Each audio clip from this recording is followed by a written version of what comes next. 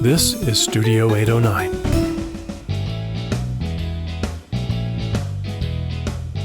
Hi, everybody. Welcome to the Outdoors Hiking Bob podcast. I am your host, Hiking Bob Falcone. You can find me on my website, hikingbob.com, with links to my social media accounts, my columns at the Colorado Springs Independent, all the other podcasts we've done, my photography website if you're interested in that. And last but not least, if you want to contact me or you want to leave a suggestion or a comment or something like that, you can check out that section on my website and also sign up for my newsletter, which comes out about once a week, and list all the columns and podcasts I've done, and also any other news that's come up that doesn't fit into either one of those. And all that comes out every week. So check all that stuff out at hikingbob.com. Today I'm at the Rocky Mountain Field Institute, also known as RMFI, and I'm here with Jennifer Peterson, the Executive Director, and Carl Woody, the Program Director. And today we're going to talk about the progress on the Devil's Playground Trail, which has been an exciting project. It is the route up to Pikes Peak on the other side of the mountain from, if you're looking at Colorado Springs, it's not the side you're looking at. It's on the other side. I've always thought it's been the better route up Pikes Peak, but the trail has had its challenges, mostly neglect and probably not the best construction, but it's been there forever. In any case, today we're going to talk about that. So both of you, thank you for being on the podcast. I really appreciate it. Yeah, Bob, thanks for having me back. Always good to be on the show. I think this is Carl's first podcast. It is, yeah. Thanks, Bob. Really appreciate you having us on. We'll go easy on you, Carl. It'll be okay. Please and thank you. So I guess we'll start off with the big question you're going to get asked all the time. When is this going to be done? And I know you can't give me a specific date, but this year, next year, 3 years from now, rough idea? You don't have to be super specific. Yeah. We get that question a lot, and it's going to be a few years. Okay. But people should know we are working, actually, as we speak. We have crews up there right now.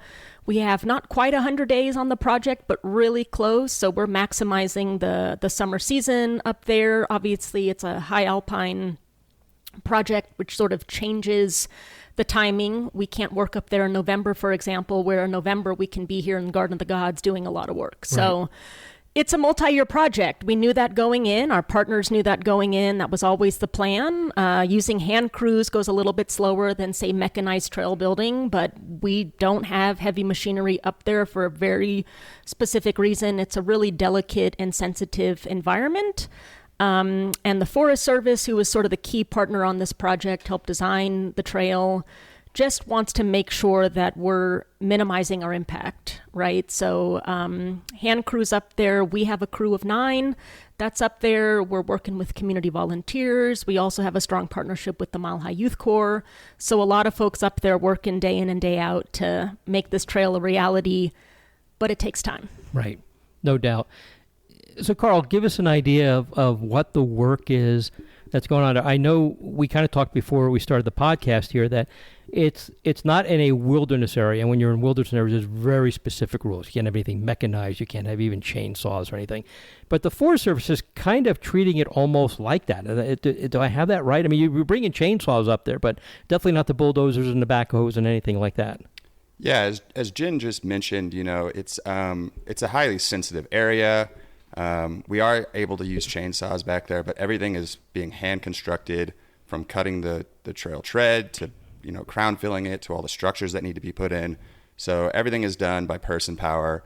And it's just a really unique area. So we want to make sure we're taking care of it as we're constructing this trail through this really special place. And are there wildlife issues to deal with up there too? I know we all know there's a bighorn sheep population around Pikes Peak. You're also having to deal with CPW and working around that? Yep, CPW is a huge partner in the project, along with many others, obviously. So this project took years to design before implementation could even begin. So part of that design process was assessing wildlife impacts.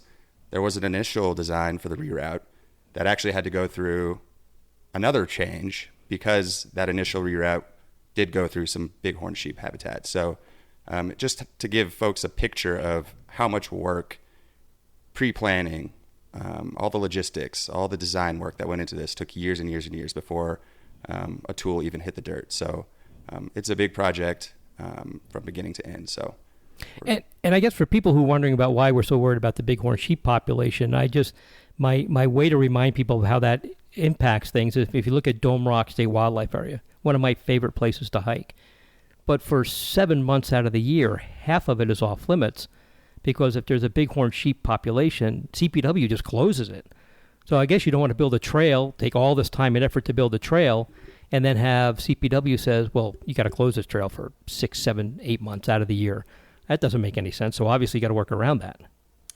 Yeah, I remember specifically when CPW was up doing their bighorn sheep counts, they would literally have a big telescoping lens, hide behind rocks to observe migration patterns and all the things that come with the wildlife analysis.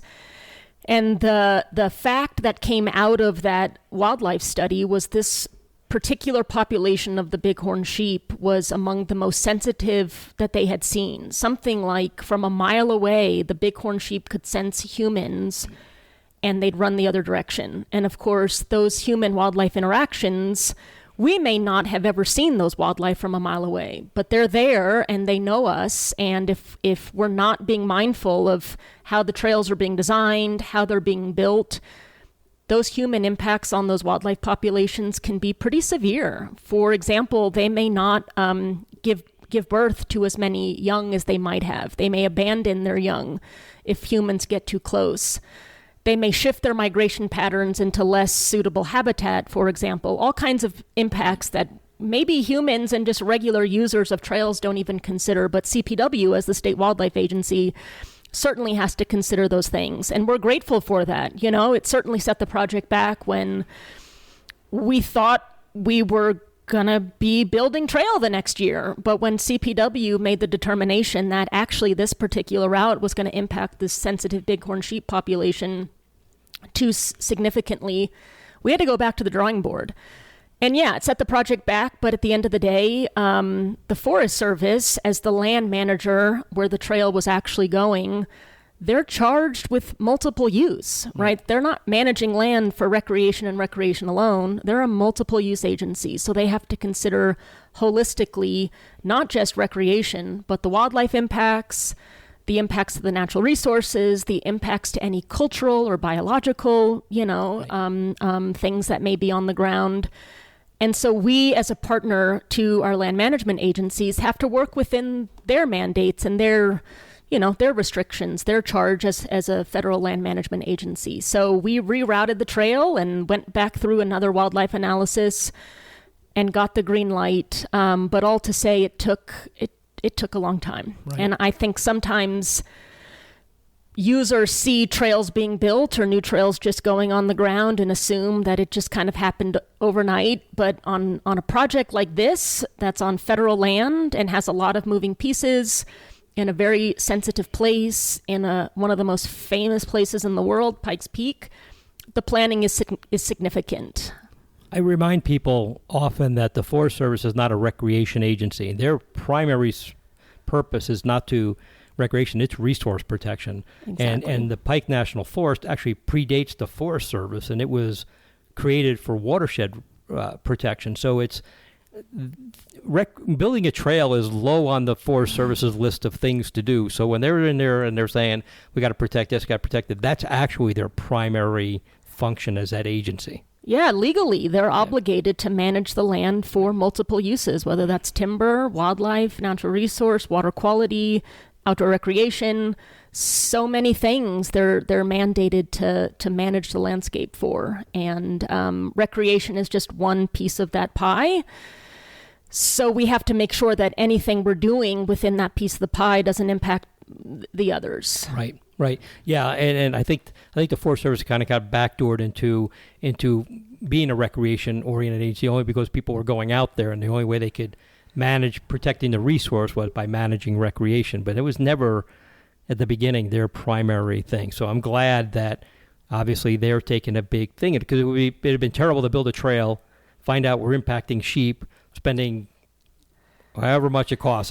This cannot be a cheap thing. And then go back, oh, never mind, we got to go do it this way, and then start all over again. The good thing is they caught it before you actually put a shovel in the ground and started digging anything up. Yeah, and so you just touched on the cost. That's another really big component to a project like this, is not only all of the pre-planning, analysis, study, all of the permits, all of the sign off through NEPA, all of that stuff is super critical. But then these new trails cost a lot of money. Yeah.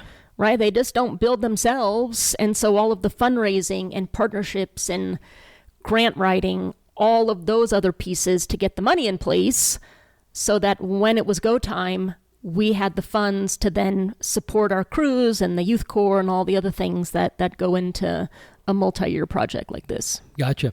So let's talk a little bit about the challenges. If anybody's hiked the Devil's Playground Trail, and you could still hike the existing trail, I imagine. I don't think that one's closed. And I've hiked it. At the beginning of it, most of the trails, it's an okay trail. It starts where the old campground was. I mean, I remember driving up that campground, which is well past where the current one is. And you start up that trail, and it's not a bad trail until you get the tree line, and then it just kind of comes apart. It's just on a drainage, and there's big ditches you had to walk through, and a terrible mess. But you're building the entirely new trail. So this is starting from ground zero all the way up to Devil's Playground, I imagine. Am I correct on that, Carl? Yeah, that's correct. The new trail will start right around where the old trail splits off from the crags, generally. But then, we'll continue all the way up and then end up at Devil's Playground, and then folks can proceed from there up to the summit. So this trail will be entirely 100% new. I mean, are we even touching the old trail at all in this project? So before we began construction on the new reroute, RMFI actually did quite a bit of stabilization work on the old trail just because we wanted to keep that option available for folks who wanted to summit Pikes Peak. So we actually went in before we began construction on the new reroute, put in a number of check dams, did just kind of some stabilization work. So I'm glad to hear that you think the first few parts of up to tree line are okay on the old trail, because that was a lot of work that went into making sure that was okay. I may have done it before you did your work on it, so it's probably even better than when I did it. I hope so. That's the idea. But yeah, so it's all brand new, from trailhead essentially to Devil's Playground. So when the new trail is finished, and we just talked about it's going to be a couple more years down the road, these things take time, is the old trail going to remain, or is that going to be decommissioned when this is all done? The plan is to decommission that trail, rehab it, try and give it back to nature. Hopefully, you won't see signs of that after a few years. Will just be another beautiful part of the landscape. So let's talk about the challenges and why it's taking so long. I mean, I know we had a number of years just to get to the point. When did you actually start construction, and what are the things that factor into why it's taken so long? I mean, I know we can't build year round up there for, I don't know, we'll start with the obvious reasons. I don't know, weather, snow, short days. But tell us what you're finding as you're working on this trail. Yeah, sure. So we began construction in 2019. Some of the issues that have kind of slowed down the project a bit, as you mentioned, weather, obviously, that we have a shorter time frame to actually get work done. And, the terrain varies quite a bit. So, there's a number of places where you throw a pickmatic in and boom, you got bedrock, 1 inch under the soil. So we have to contend with things like that, unknowns like that. When the pick bounces off and almost hits you in the head, it's probably not a good sign. Right, exactly. That's right. That's why you always wear your PPE, though, Bob. That's why you wear a helmet. That's right. Something we discovered last year, and we adjusted for this, and it's actually helped out quite a bit. So a number of the structures that we are constructing up there, we're using native timber material. So we're felling some trees to build some of these structures. And we discovered as the season progressed, I should back up and say that we need to debark all of those trees before we can use them in our structures. So what we discovered last year was as the season progressed, the bark on the trees started drying out really quickly and made debarking those trees exponentially longer. So what we've decided to do this year, and it's worked out great, is we actually felled a number of trees. We calculated how much timber we would need to construct all the structures for this season, and felled those trees and debarked them early season so that we wouldn't have to contend with that. So it's just a number of learning from past experiences. Staffing is an important part of this too, right? We need to keep full crews out there. So our industry is not immune to kind of the staffing issues that we're seeing across the country. So Thankfully, we've been able to staff up the full crew on the Devil's Playground project this year, but it has been a challenge this year too. So there's just a number of things that kind of go into this. Logistics are part of it. Something to think about too is as we continue further and further up the trail, constructing the trail, that's a further and further hike, right, in the morning and the afternoon. So that takes up a little bit of extra time out of our workday too. So it just kind of compounds. There's a lot of factors that go into what makes this not the easiest project to undertake. So right. But you guys have done some pretty tough projects. I mean, we did Kit Carson and Challenger. That took years to get done. And that was, I think, a much harder slog to your base camp than this is. But I get the point. This is not a matter of let's just park the car here and haul our tools up here and just go to work and haul back down. I mean, you're miles up there. Right. And you're on a new trail, so it's not a nice, comfortable trail like one that's been in existence for 100 years, like probably your current trail is. Obviously, you can't do this year-round. What is your window that you get to work in? How long is that window you actually get to go work in there? I think that'll help people understand the time frame we're looking at. So most of our work gets done starting in mid to late June through about the end of August. So June, July, August is about the extent of the time we can get in there. And I'll say this season we'll have crews on the ground every single day from mid-June, whenever, I can't quite remember the start date, through the end of August. So we'll have folks literally every single day on the ground working on the project. So out of the entire year, you have maybe 10 weeks to work. Yeah. So it's a pretty small window. So people get, because, there's snow in there that especially on that west side and in those little, like I say, there's folds and things in the mountain and, stuff lays in there and stays there for a while. So you're talking about out of a whole year, you've got 10 weeks. And then, of course, you have to deal with the summer weather. Exactly. Thunderstorms and whatever else happens around here. I'm glad you brought that up. Yeah, I'm very thankful, obviously, for all the rain we've been getting recently. I think everyone can agree on that. It does complicate our project work. So we can do some things to get around that. So, for example, our crews are actually starting super early in the morning to avoid those afternoon storms as best we can. And so that's worked out really well. Getting out on the trail at 6 a.m., getting up there and getting to work before those afternoon storms come in. So certainly complicates things a bit, but there are some things we can do to mitigate that. How many miles is this trail going to be compared to, going to be longer than the existing trail, shorter, about the same length? So the new reroute will be 4 miles. And Jennifer might know how long the older trail was. Off the top of my head, I couldn't tell you. My recollection is it's probably about the same length. Yeah, and I would say this might make it a tad longer only because the old trail, pretty much above tree line, just is a fall line trail. Right. I mean, if you've been up there, you just mentioned your prior explorations of the area. The reason we're rerouting the whole place and the whole trail in the first place is because the existing trail is really, really incised. Some places 12 feet wide, multiple feet deep. Yeah. We're talking massive erosion, degradation of the really sensitive alpine tundra. So the reason we're doing this project in the first place is the need, right, to protect the resource. Right. So the new trail might make the overall, I guess, trail from trailhead to summit a tad longer, but it should be way more enjoyable, much safer. I've been using the word sublime. I mean, you're not going to be going up a fall line trail that's eroded, loose, unsafe. You're going to be hiking along a trail that factors in different contours and parts of the natural landscape, incorporates different features to just make the experience more enjoyable. I think considering how bad that trail is from tree line up, that if it, a better constructed trail, which obviously that one was the old way, let's just go make a straight line.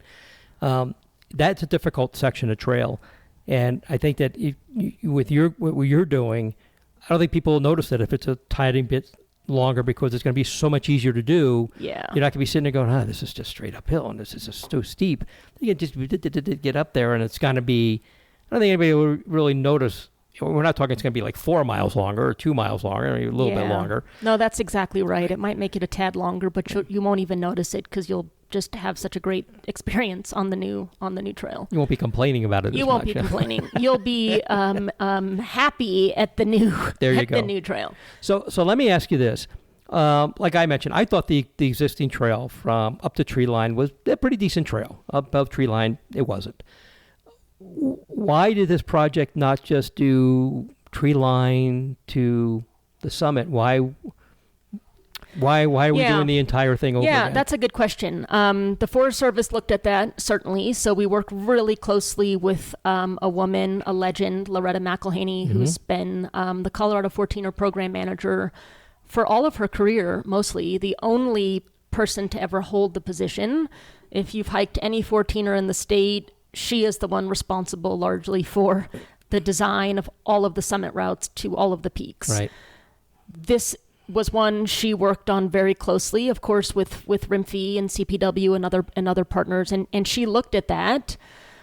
You know, she and all of the partners that are in the line of work that we do have to consider impacts. And any chance we can to sort of utilize existing trails, maybe improve them so we're not maybe building a new trail and creating double the impact. Like, we certainly take that into consideration.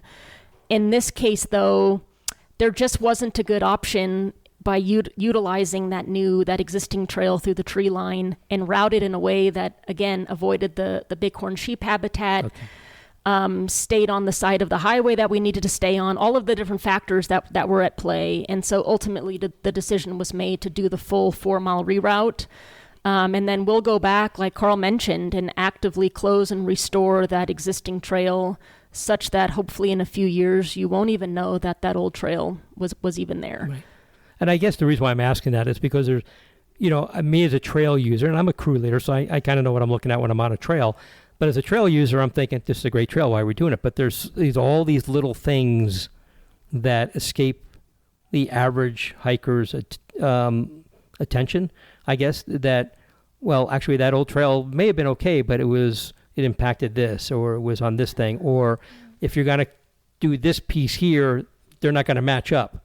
You can't get from point A to point B if you're building the trail. And I'm using my hands, and this is an audio thing, but I'm envisioning the section above tree line where you're going to reroute it to make that better isn't going to match up with the existing section, so you have to build a new one. And that's kind of what I'm getting at there. So this is kind of the things that came into play with why this is a 4-mile reroute instead of maybe 2 miles. Yeah, exactly. And an important note that I'm not sure a lot of people know is there is actually a blueprint, construction notes that we follow, sort of a step-by-step guide, if you will, that Loretta and our partners at the Forest Service helped to create. So every 100 feet on that trail is a marker that says this is what you need to do. Right. Basically, this is the structure you're going to need. This is the amount of time. I mean, she calculates using very specific algorithms, crew hours needed to build the structure. We then factor all of that in and estimate progress that we're going to make on that particular section of trail in any given season so that we can then project many years into the future how long it's going to take then to complete the whole thing, right. Factoring in the weather challenges, some of these other things that are just sort of out of our control. So there is a plan. We're not just out cutting this tree and building this structure here. It's actually all part of the NEPA, all of the design, all of the analysis that happened years ago that we're then reading this blueprint to build this trail. You're not winging it. I mean, there's a lot. We're not winging it. Detailed. Yeah. And right now we're building through the forest. And so it's not like you've got to clear those trees. You then have to pull those stumps out of the ground.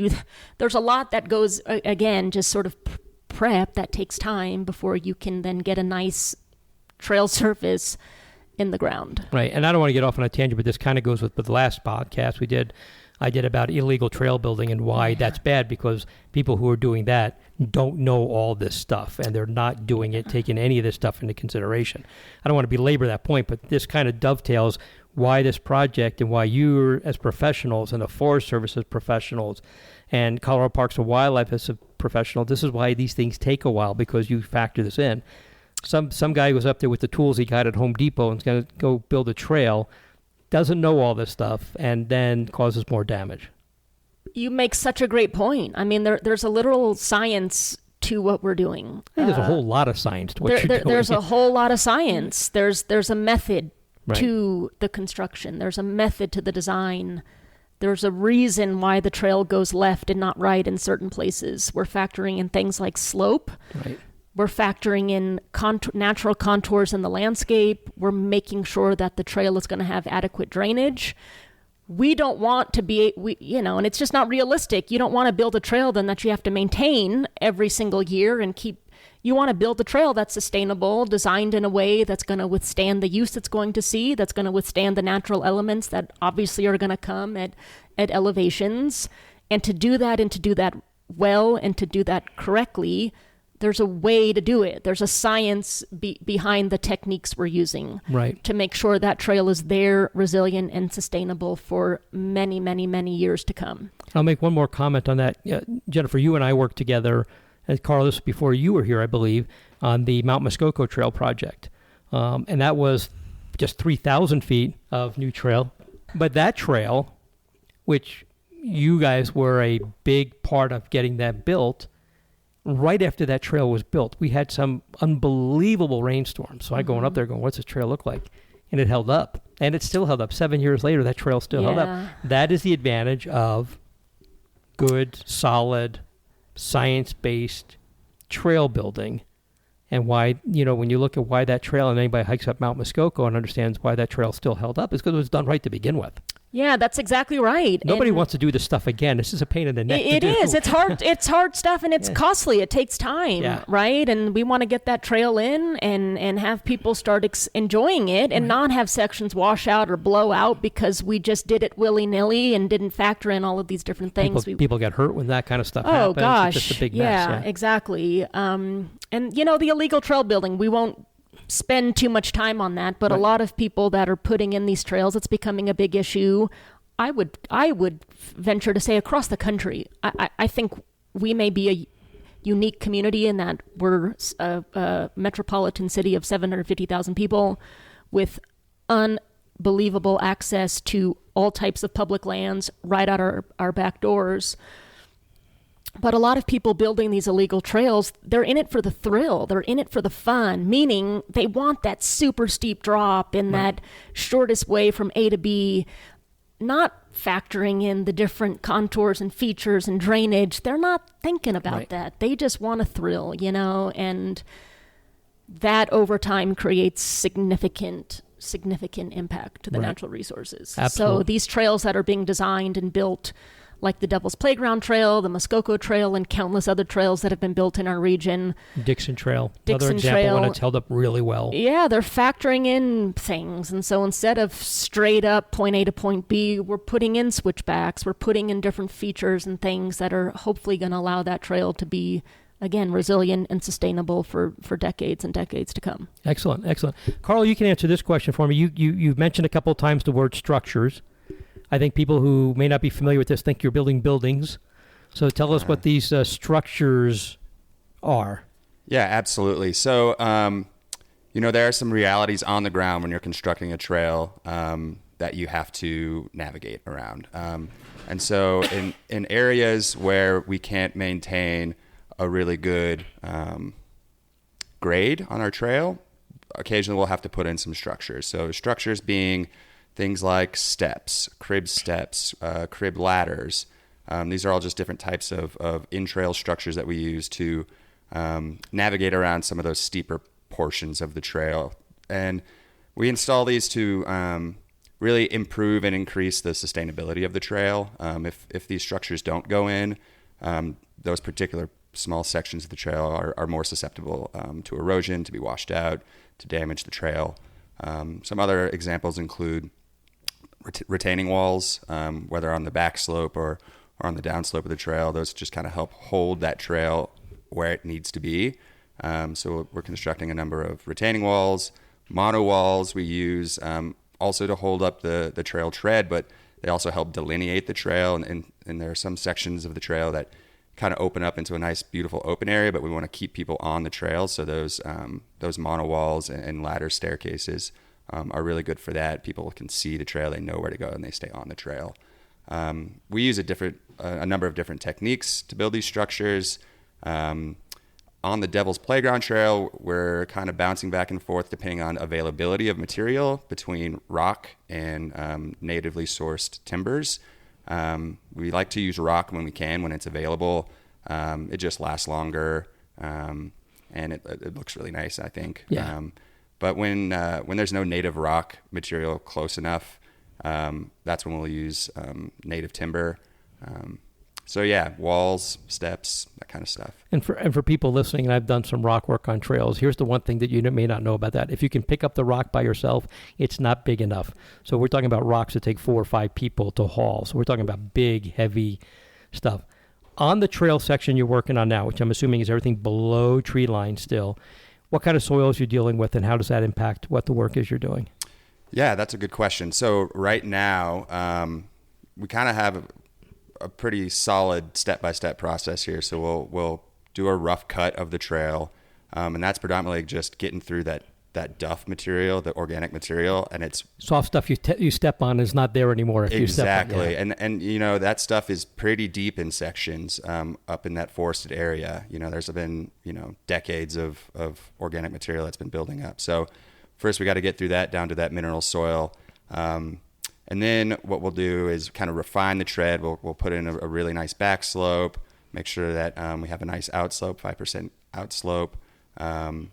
Spend a lot of time making sure that it's designed and built properly. And then we're going back and crown filling it. So we're taking some of that Pikes Peak decomposed granite that I'm sure everyone's familiar with, and we're crown filling the tread.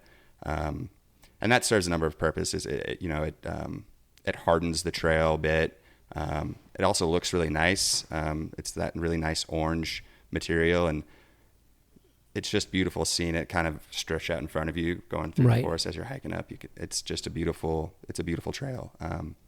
So yeah, mostly getting through that duff, getting down to that bare mineral soil, and then crown filling with that Pikes Peak DG. And then when you get above tree line, you're dealing with just that good old worthless Pikes Peak granite. I mean, people think granite and think good hard rock, but the Pikes Peak granite is notorious for being the exact opposite. It just crumbles and falls away, and it's pretty much a nightmare to deal with. It is a trail builder's nemesis, I'd say. It's some of the hardest stuff I've had to work with in my career as a trail constructor. It's just so erodible and just crumbles apart. You're right. So above tree line, we're going to be doing a whole bunch of rock structures. We're going to have to be doing a lot of rock retaining walls, a number of rock steps, just to, again, with that soil or that DG, you just kind of have to at spots. I've told people that if you wonder why, if you want to know about Pikes Peak granite, just realize that if it was any good, we'd be building buildings out of it here. We're not, because it just crumbles under you. So it looks like good solid stuff, but you go and hit it with a pickaxe and it just boom, yeah. And I've used the word porous. Geologists don't like it because it's not really porous, but it's the best way to describe it. Water just gets in and just crumbles it. Oh yeah. And it's And for people who are from here and familiar with this, they go the Mid-Columbine Trail from the trailhead up to the Spring Creek Trail. And when you're going through 6 or 7 inches, that stuff that's constantly being cleared out, and it will never be cleared out because everything above it just keeps crumbling. That's the kind of soil that you're going to be dealing with from trailhead to the highway. Yeah. Or tree line to the highway. Yeah, it's an exciting challenge. I'm really excited to get up there and I'm glad you find it exciting. I think everybody will find that to be a nightmare, but hey, if it wasn't hard, it wouldn't be worth doing. So I'm just really excited to continue to see progress on this. Well, the cool part is how you're going to come up with all the different ways to work around that. And again, it goes back to being, solidly trained and, the science behind this. How do you could just cut a trail through there, but in the next year it'll be just full of scree again, and then you're going to have to clear it. I mean, who's got the time and the effort and the energy to go above tree line and keep clearing? Exactly. Mother Nature's going to win, so you got to do it right to begin with.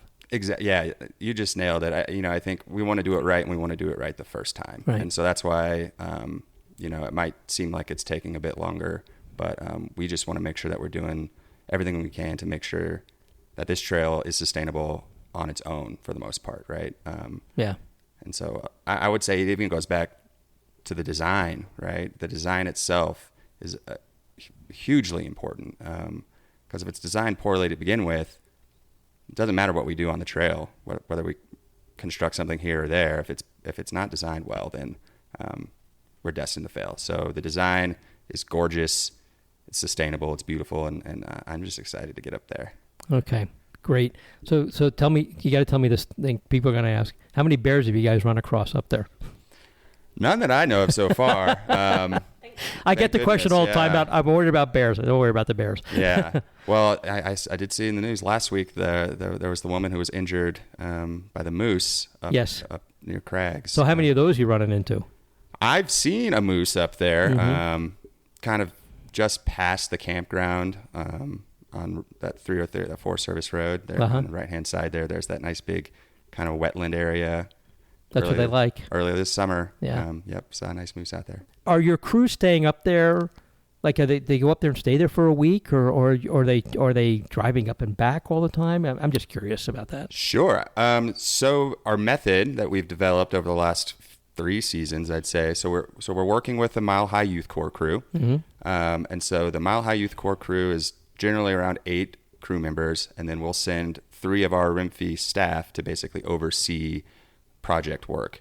And so they'll go out, that crew, the Mile High plus the 3 RMFI staff will be out for 9 days at a time. Okay. And then on their 9th day, they, work half a day, come back, pack up their gear, and they come back. Meanwhile, on their last day, our RMFI crew will go in for their first day of work, and they'll work for 7 days. And so we're literally rotating crews every single day, throughout the summer. So we'll have folks out there every single day. Right. Right now, we've been fortunate to be able to camp at the Crags campground and hiking up every day. But as we mentioned before, as we continue construction of the trail, we're getting further and further up trail. So starting next year, we're going to have a true backcountry camp setup up near our work site. And so we'll actually be camping out in the forest doing the work. Sort of like what you guys did at Challenger and Kit Carson. You put that camp up there for the summer. Right. Because it was a long way just to get there. Exactly. Yeah. Exactly. So that's the plan for next year. Really excited for that too. It should really help kind of increase our efficiency on the project going forward. So stoked about that. And if anybody wants to know more about Mile High Youth Corps, I had CJ, their regional, I forget her exact title, I'm sorry, but she was on the podcast a couple of weeks ago. So if anybody wants to know about them, just go back and look through the archives, and you'll see the podcast I did with her. And they do a lot of great work in the area too. It's good that you guys have partnered with them. Oh, they're a phenomenal partner. Yeah. We've worked with them on a number of other projects as well, and love what they do and love their mission. So great. So if anybody wants to go up there and swing a tool or haul a rock or cut a tree or do something, how can people be a part of this? I mean, I know you mentioned earlier you're doing a lot of volunteer stuff on this. So how can people just say, I want to go up there and spend a day or a weekend or something? Absolutely. There? We love getting folks out working on the trail with us. It really helps develop a sense of ownership and a sense of stewardship and responsibility for our public lands. And so we really encourage folks to come out and help us out a little bit. So on the 16th and 17th of July, we have an overnight program, volunteer weekend, up at Devil's Playground. So if you're interested in coming and helping out and maybe camping out with our folks for the night and having some good times, a few laughs, and getting some good work done, you can check out our volunteer calendar at our website. It's rmfi.org. We're partnering with an organization here in the Springs called Black Packers for that event. So if you'd like to learn more about them, you can find them on their website. And we're really excited to be partnering with them. New partner from last year, and we're excited to continue building that relationship. And should be a fun weekend for everybody. If you want to spend a weekend with a bunch of dirty, sweaty people, this is the way to do it. And it's a lot of fun. I mean, it really is a lot of fun. And as I found, as I got more involved in the building part as a crew leader and stuff, is that you really, it almost ruins a little bit your hiking experience, because after that you're very critical about how trails have been built in the past, but you also understand why things are done that way. And I think the more people go out, even if they just spend one day out there, and not only are they using a tool and doing some work, but that they're also, somebody's there to explain why you're doing things this way, I think people get a better understanding of why this project is taking so long, and it takes as long as it takes. I'm certainly not complaining about how long it takes, whatever it is, but they begin to understand why. So when somebody tells them, boy, that, I can't understand why it takes so long. Well, I can tell you, I was just up there, and this is why it's taken as long as it's taking. Yeah, you nailed it. That's actually one of my favorite things to hear after a volunteer event is, and we hear it a lot, is folks say, wow, I had no idea what went into this. Yeah. I thought they just popped up out of nowhere, right. Or I thought they just went in with a shovel and dug out a trail. And it's just that awareness that I think is really important for folks in the community. Right. I hear you. Yeah. And more than awareness, it's truly at the end of the day, engaging the community in our mission and the work that we do. We're trying to help foster that ethic of environmental responsibility and stewardship. And until you've put that tool in your hand, until you've built that section of trail, put in that sweat equity, only then do you understand truly what it takes, right? And suddenly you take pride in the work you just did. You may bring your friends and family back and show them the work that you did. Right.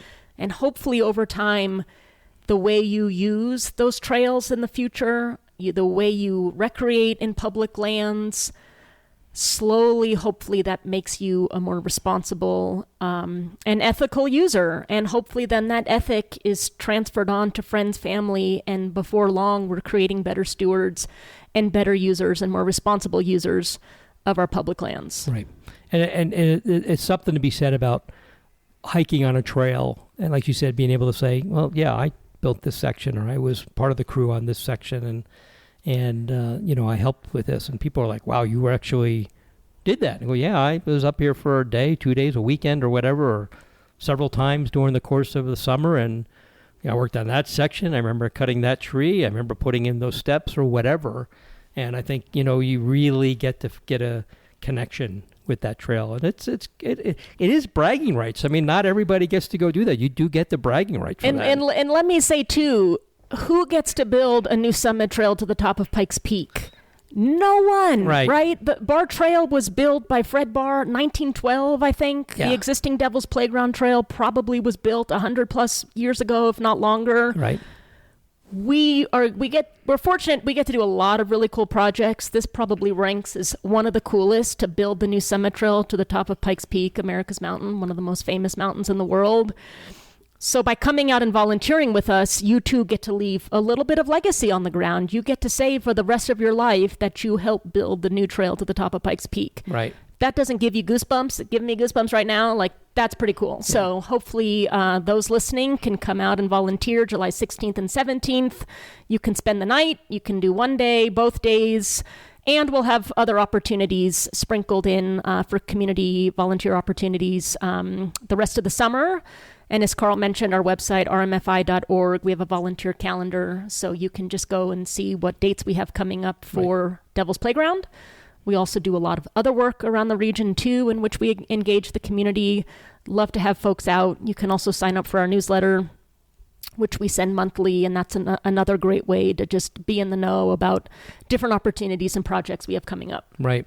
Yeah, not any flatlander gets to say they built a peak at, built a trail up to 14,000 feet. So, yeah, you talk about bragging rights. There's some pretty good bragging rights there. That's some good ones there, That's such a small group of people that you'll be included in who did that. Anything else you want to tell us about this project and where we're going with this? And I think we've covered a lot of territory, but did I miss anything? No, we've covered a lot, and I'm just grateful for your willingness to keep telling our story. Sure. I guess the last thing I want to say is just reiterating the importance of partnerships in a project like this. I think we might have talked about it on another podcast, although I'm not sure. This collaborative initiative called the Find Your 14er campaign that was spearheaded many years ago by the National Forest Foundation, the NFF, which is essentially the nonprofit arm of the U.S. Forest Service. They recognized a need many years ago to sort of accelerate the pace and scale of 14er work being completed across the state. It's no secret that 14ers, Colorado was world-renowned for our 14ers. They have been exponentially growing in their use and visitation, and the NFF recognized the need to sort of prioritize work being done on these trails to make sure each peak had a sustainable summit trail. Right. To mitigate impacts, do all the things we've talked about. And so groups like RMFI, NFF, the Forest Service, our partners at the Colorado 14ers Initiative, Volunteers for Outdoor Colorado, the Youth Corps crews, just folks need to know across the state, we've been working collaboratively together, not just on this Pikes Peak Devil's Playground project, but on other really famous and iconic 14ers across the state. Right. And so that's. I just wanted to make sure people knew that partnerships and collaboration make work like this possible, and we're grateful to be a part of the Find Your 14ers campaign and all of the groups doing great work across the state to make sure that our iconic natural places are cared for now and in perpetuity. Right. That's why I've had Colorado 14ers Initiative Executive Director on here. I've had the Colorado Mountain Club exactly. Executive Director on there. And everything is getting all these groups together, and they've mentioned RMFI and they've mentioned each other. It's not like they all understand that nobody's doing these projects on their own. There's no way any one group can do this solo. It takes all this. Matter of fact, I just got a newsletter, which will be a news release from CMC about the DeCalibron loop and how they've just reopened or established that as a thing, because there was issues with private property and how to manage it. So they worked with the town of Alma. That tiny little town at 9,000 feet is now a big partner in access to that, which had to cross some private land. And how do you get the private landowners on board? And they have their own concerns and their rights. And this didn't come about with just one person, one group doing this. This took a lot of people. All these things take a lot true. of people. I mean, this work is not easy. Sometimes there's legal issues, private property issues, other types of things. And what this campaign has really allowed us to do is, in a coordinated and strategic way, bring these groups together, be at the same table. Right. So we're not sort of tackling challenges and issues on our own. We're doing it with a much greater voice and united voice with some heavy hitters, right? NFF is just a great partner to have. And it's been great because there's a lot of just pinch points and challenges that these projects can face. And by bringing all of us together at the same table, we're able to kind of work through those together, because an issue that we're having on Pikes Peak, inevitably CFI's had the same thing on Grays and Tories, right? So it's been just a great way to collaborate and really push the 14er stewardship piece forward in a much more accelerated and coordinated and strategic way than has ever been done in the past. There's strength in numbers. Absolutely. Awesome. Well, I want to thank both of you for being on the podcast. Yeah, thanks, Bob. This has been... Thanks, Bob. Appreciate it. This has been a lot of fun, and I think people will get hopefully listen to this and come out and haul some rocks or move some dirt with you guys. And I need to get up there and do that. I need to just get that on my calendar. Leave your legacy, Bob. Well, I think you've already done that. I don't know about that, but I wouldn't mind at least going up there and moving some dirt, at least for a day up there. If anybody wants to help you guys out, rmfi.org, and you can check the volunteer calendar. Hey, you know what? Spend it, just even if you just go up there for one day and just get a feel for it and help move some dirt and move some trees around or do whatever. Move some rock. If you want to get a workout, go grab a rock hauler and move some big, 100 and some odd pound rock or something like that. There you go. If you could pick it up on your own, it ain't big enough. Anyway, thank you guys for being on the podcast. Really appreciate it. Hope everybody gets some good information out of this. They can contact you guys if they have any more questions. That's right. Thanks so much. All right. Yeah, thanks, Bob. I appreciate it. All right, everybody. And thanks for listening to the Outdoors Hiking Bob podcast. Before you go, did you know you can rate and review our Studio 809 podcasts? That will help us, because our egos really need to have thousands and thousands of listeners. But that helps our wonderful sponsors reach more ears too. And we do love our sponsors. So just go to Studio 809 or any individual 809 podcast in your iTunes or podcast app and click on ratings and reviews. Thanks.